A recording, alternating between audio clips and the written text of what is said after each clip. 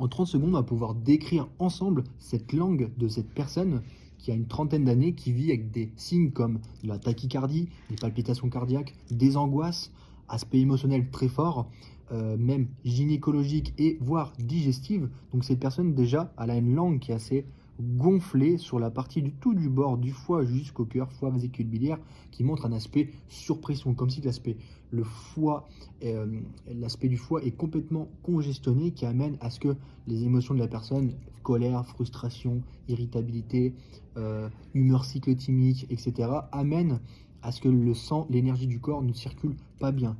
Mais cet aspect-là du haut du corps est aussi assez rougeâtre, qui amène, je pense, un aspect du coup de problème de sommeil.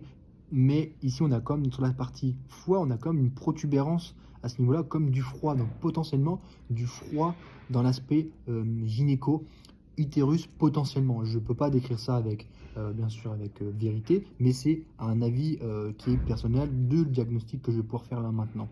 On a quand même une indentation qui est présente, comme des traces de dents ici sur le côté, qui montre un manque d'énergie de la rate.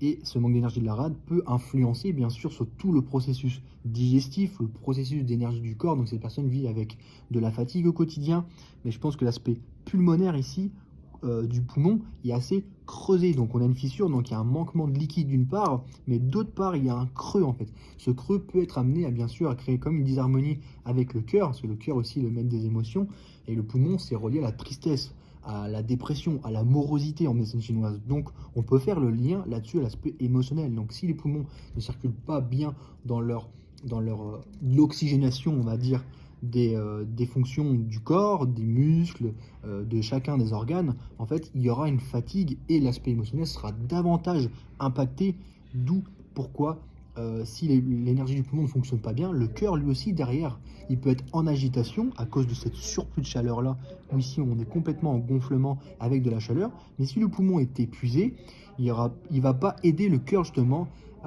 au processus dans le sang et à nourrir tout l'aspect de la tête et à l'aspect insomnie, sommeil, et à ce que le cœur soit nourri d'une manière pour que le cœur batte bas normalement.